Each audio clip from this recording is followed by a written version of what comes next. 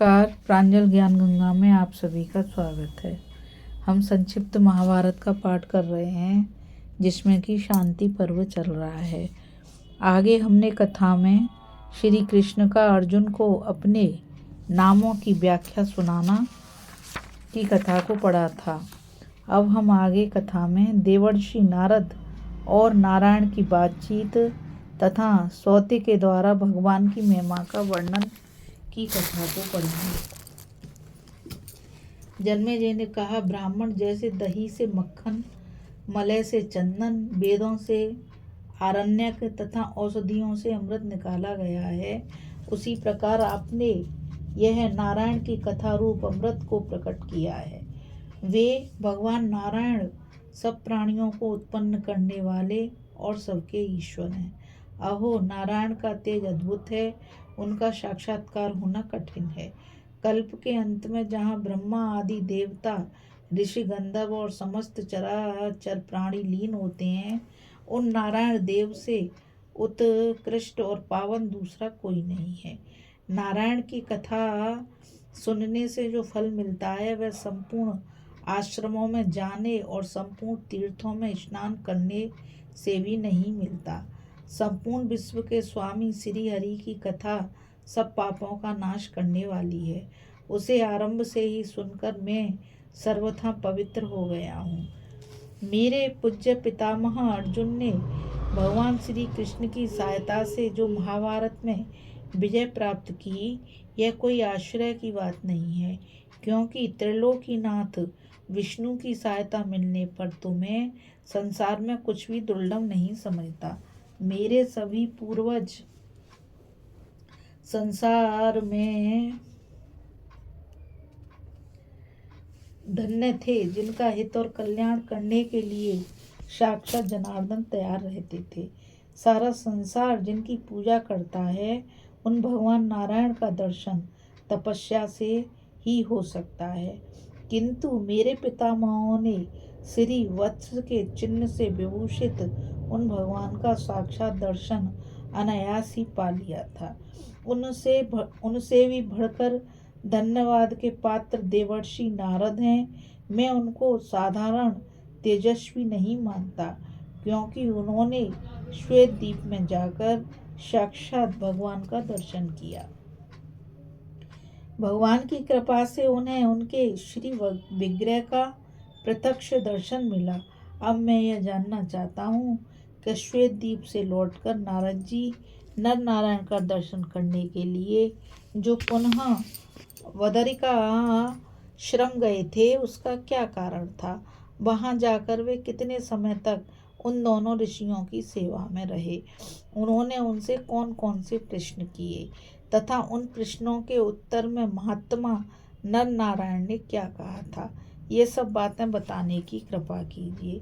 वैशंपायन जी ने कहा, राजन, मैं पहले अमित तेजस्वी भगवान व्यास को नमस्कार करता हूँ, जिनकी कृपा से मुझे यह नारायण की कथा कहने का सौभाग्य प्राप्त हुआ।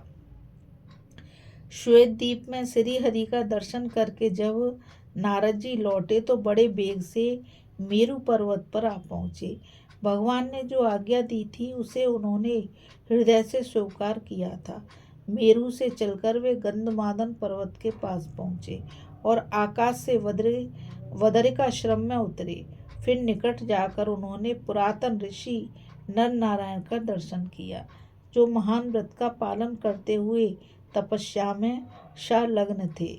उस समय वे सब लोकों को प्रकाशित करने वाले सूर्य से भी अधिक तेजस्वी दिखाई पड़ते थे। उनके वक्ष स्थल में श्री वत्स का चिन्ह सुशोभित हो रहा था। दोनों अपने मस्तक पर जटा धारण किए हुए थे। उनके हाथों में हंस का और चरणों में चक्र का चिन्ह था।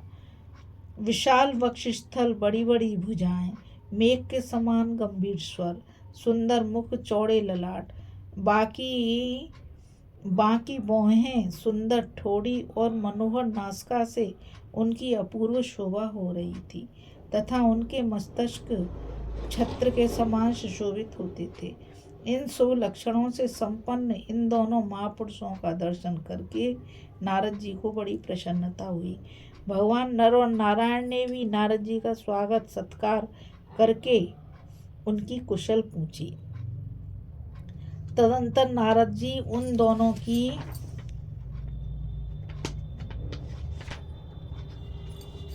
ओर देखकर मन ही मन कहा, मैंने श्वेत द्वीप में जिनका दर्शन किया था उन्हीं के समान इन दोनों महापुरुषों की भी झांकी है। यह सोचकर वे उनकी प्रदक्षिणा करके एक सुंदर कुशासन पर बैठ गए। तब भगवान नारायण ने नारद जी से पूछा, देवर्षि, क्या तुमने श्वेत द्वीप में जाकर हम दोनों के मूल स्वरूप सनातन परमात्मा का दर्शन किया? नारद जी ने कहा, भगवान, मैंने विश्व रूपधारी उन अविनाशी परमेश्वर का दर्शन कर लिया है। देवता और ऋषियों के साथ संपूर्ण लोक उन्हीं के भीतर विराजमान हैं। आप दोनों सनातन पुरुषों को देखकर तो मैं इस समय भी श्वेत द्वीपवासी भगवान की ही झांकी कर रहा हूँ। वहाँ हमने श्री हरि में जो जो लक्षण देखे थे, आप दोनों भी उन्हीं लक्षणों से संपन्न हैं। यही नहीं, आप दोनों को मैंने वहाँ भी श्री हरि के पास उपस्थित देखा था और उन्हीं के भेजने से मैं फिर यहाँ आया हूँ। इस संसार में आप दोनों के अतिरिक्त दूसरा कौन है जो तेज, यश और श्री में उनके समान हो? उन्होंने मुझे धर्म का उपदेश दिया और भविष्य में होने वाले अवतार कार्यों का भी वर्णन किया। श्वेत द्वीप में आपने अवतार कार्यों का भी वर्णन किया। श्वेत द्वीप में जो 5 इंद्रियों से रहित श्वेत वर्ण वाले पुरुष हैं, वे सब के सब ज्ञानी और भक्त हैं तथा सदा भगवान की पूजा में लगे रहते हैं। भगवान भी उनके साथ सदा प्रसन्न रहते हैं। उनको अपने भक्त और ब्राह्मण बहुत प्रिय हैं। वे विश्व का पालन करने वाले, सर्वव्यापक और भक्त वत्सल हैं। कर्ता, कारण और कार्य भी वे ही हैं। उनका बल और कांति अनंत है। वे हेतु, आज्ञा, विधि और तत्व रूप महा यशस्वी हैं। उन दयालु परमात्मा ने तीनों लोकों में शांति का विस्तार किया है। जिनकी बुद्धि अनन्य भाव से एकमात्र उन्हीं में लगी हुई है, उन भक्तों द्वारा अर्पण की हुई प्रत्येक क्रिया को भी भगवान स्वयं शिरोधार्य करते हैं। संसार में उन्हें अपने अनन्य भक्त से बढ़कर और कोई प्रिय नहीं। नर नारायण ने कहा, नारद, तुमने श्वेत द्वीप में साक्षात भगवान का दर्शन किया है, अतः तुम धन्य हो। वास्तव में भगवान ने तुम पर बड़ी कृपा की है। वे प्रभु अव्यक्त प्रकृति के भी मूल हैं। किसी के लिए भी उनका दर्शन मिलना नितांत कठिन है। देवर्षि, अब सच कह रहे हैं। देवर्षि, हम सच कह रहे हैं। भगवान को इस जगत में भक्त से बढ़कर दूसरा कोई प्रिय नहीं है। इसलिए उन्होंने तुम्हारे सामने अपना स्वरूप प्रकट किया है। 1000 सूर्यों के एकत्रित होने पर जितनी कांति हो सकती है, उतनी ही उस स्थान की भी कांति है जहाँ साक्षात भगवान विराजमान है। विप्रवर, विश्व विधाता ब्रह्मा जी के भी पति उन परमेश्वर से ही क्षमा की उत्पत्ति हुई है। जिससे पृथ्वी का संयोग होता है, वे संपूर्ण प्राणियों का हित करने वाले उन्हीं से रस प्रकट हुआ है। जो जल का गुण है और जिसके कारण जल द्रवीभूत होता है, उन्हीं से रूप गुण विशिष्ट तेज का प्रादुर्भाव हुआ है। जिससे संयुक्त होने के कारण सूर्य देव इस जगत में प्रकाशित हो रहे हैं, उन्हीं पुरुषोत्तम से स्पर्श की उत्पत्ति हुई है। जिससे संयुक्त होकर वायु संपूर्ण जगत में प्रवाहित होती रहती है, वे ही लोकेश्वर शब्द की भी उत्पत्ति के हेतु हैं। जिससे आकाश का नित्य संयोग है और जिसके ही कारण वह निरावृत रहता है। संपूर्ण प्राणियों के भीतर स्थित रहने वाले मन की उत्पत्ति भी उन्हीं से हुई है। उस मन से संयुक्त होकर ही चंद्रमा प्रकाश गुण धारण करता है। वे भगवान विद्या शक्ति के साथ अपने सत्य धाम में विराजमान हैं तपोधन श्वेत द्वीप में तुम्हें हम लोगों ने भी देखा था। भगवान से समागम होने के पश्चात तुम्हारे मन में जो संकल्प उठा था वह सब भी हम लोगों को विदित है। इस चराचर जगत में जो शुभ या अशुभ बात हो चुकी है, हो रही है या होने वाली है, वह सब उस समय देव भगवान ने तुम्हें बतलाई थी। वैशंपायन जी कहते हैं, जन्मेजय, कठोर तपस्या में प्रवृत्त हुए भगवान नर और नारायण की यह बात सुनकर नारद जी ने उन्हें हाथ जोड़कर प्रणाम किया और नारायण के मंत्रों का विधिवत जप करते हुए वे 1000 दिव्य वर्षों तक उन्हीं के आश्रम पर रहे, जहाँ प्रतिदिन भगवान का ध्यान और पूजन यही उनकी जीवनचर्या थी। इस प्रकार भगवान की कथा सुनते और प्रतिदिन उनका दर्शन करते हुए बदरिकाश्रम में 1000 वर्ष पूरा होने पर नारद जी हिमालय पर्वत पर स्थित अपने आश्रम में चले गए और वे विख्यात तपस्वी नर नारायण पुनः उत्तम तपस्या में संलग्न हो गए। जन्मेजय, तुम प्रारंभ से ही यह कथा सुनकर पवित्र हो गए हो। जो मनुष्य अविनाशी भगवान नारायण के साथ मन, वाणी या क्रिया के द्वारा द्वेष भाव रखता है, उसका न इस लोक में ठिकाना है न परलोक में। उसके पितर सदा नरक में डूबे रहते हैं। भगवान विष्णु सबके आत्मा हैं, भला उनसे कौन द्वेष करेगा। राजन, मेरे गुरु गंधवती नंदन व्यास जी ने इस श्रेष्ठ महत्तम का वर्णन किया था। उन्हीं के मुँह से मैंने इसको सुना है और वही तुम्हें भी सुनाया है। अब तुम अपने संकल्प के अनुसार इस महान यज्ञ को पूर्ण करो।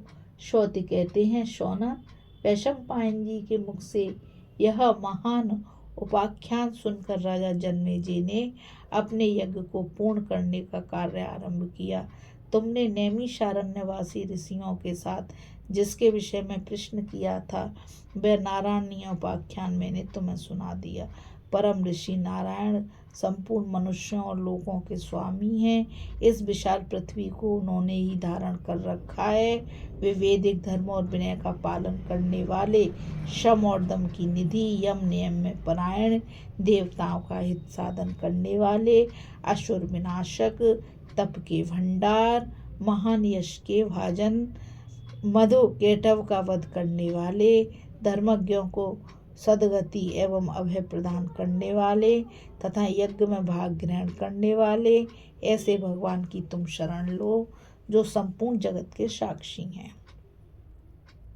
अजन्मा, अंतर्यामी, पुराण पुरुष, सूर्य के समान तेजस्वी, सूर्य और सबकी गति हैं, उन परमेश्वर को तुम सब लोग एकाग्रचित्त होकर प्रणाम करो।